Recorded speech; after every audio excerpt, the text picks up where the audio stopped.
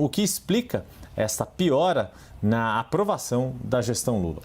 Pois é, né? Por que será que a aprovação do Lula está se deteriorando, como apontam aí todas essas pesquisas mais recentes? Bom, na minha análise, essa piora de avaliação ela se deu em razão do sofrível desempenho do governo em 4 áreas essenciais: justiça, relações internacionais, governabilidade e economia.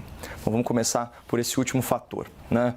Trabalhadores e empreendedores mais atentos já detectaram a desaceleração da nossa economia. Ano passado, o investimento estrangeiro no Brasil despencou 22%, fazendo o país perder mais de 80 bilhões de reais. E o investimento interno em construção, em maquinário, em equipamentos, bom, esse caiu 3%, sinalizando aí da parte do empresariado uma perda de confiança no governo. Até mesmo um resultado positivo do PIB, né, o resultado do PIB de 2023, a soma das riquezas produzidas pelo país no ano passado, é também motivo de preocupação. Isso porque, embora a nossa economia tenha crescido, ela passou o último semestre absolutamente estagnada. Na verdade, olha só, o PIB cresceu 1,8% no primeiro trimestre, 0,9% no segundo trimestre, 0,1% no terceiro trimestre e 0%, nada no quarto trimestre. Ou seja, a economia está com o freio de mão puxado, enquanto o governo está batendo recorde de gastos e de déficit. E se não fosse o crescimento de 15% do agro e mais uns 8% na indústria extrativista, né, a gente está falando de petróleo, gás natural, minério de ferro e tal, o resultado seria muito pior. Da mesma forma, desacelerou o emprego formal. O Brasil gerou, agora em 2023, 520 mil vagas de trabalho a menos que em 2022 e 1.300.000 vagas a menos que em 2021.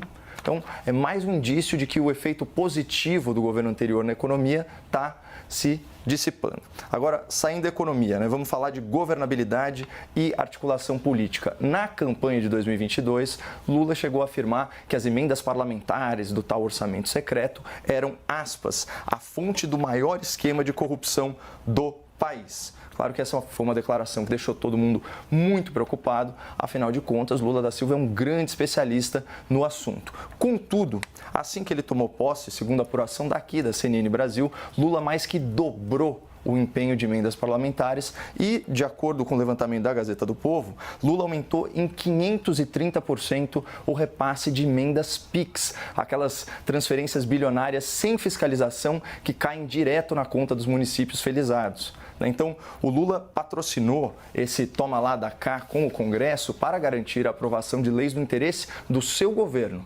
E, ao fazer isso, descumpriu promessa de campanha e escancarou as portas do Tesouro para a corrupção. E as pessoas ainda se lembram de quando o PT justificava o mensalão e justificava o petrolão em nome da tal governabilidade. Bom, outro ponto de desgaste para o Lula, como eu disse, são as relações internacionais. Aqui dá para ser bem breve. O cidadão brasileiro não aprecia que o seu presidente da República seja elogiado pelos terroristas do Hamas. O eleitor consciente não admite que Lula se coloque como um garoto propaganda da ditadura na Venezuela.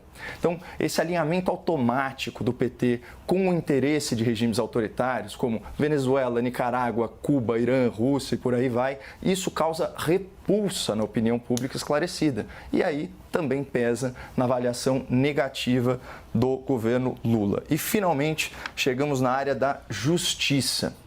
Bom, segundo o relatório da Transparência Internacional sobre a corrupção, o Brasil vive sob a égide de um judiciário de coalizão, ou seja, uma justiça supostamente aparelhada e excessivamente simpática ao atual governo. Então, quando Lula da Silva dá tapinhas no rosto de ministros do TSE ou indica para o STF os seus amigos, os seus companheiros, ele reforça essa impressão e ele vincula a sua imagem e a imagem do seu governo, por exemplo, ao Supremo Tribunal Federal e às suas controversas decisões.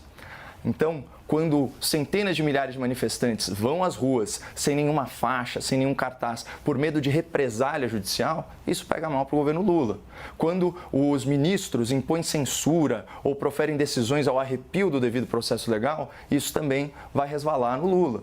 Quando o STF vai atuar para legalizar o aborto, para abrandar as penas para traficante, para esvaziar os presídios, é claro que tudo isso impacta o governo Lula, especialmente porque o Lula e o PT concordam publicamente com todas essas medidas. E aí o resultado não podia ser diferente. A aprovação do governo cai a olhos vistos.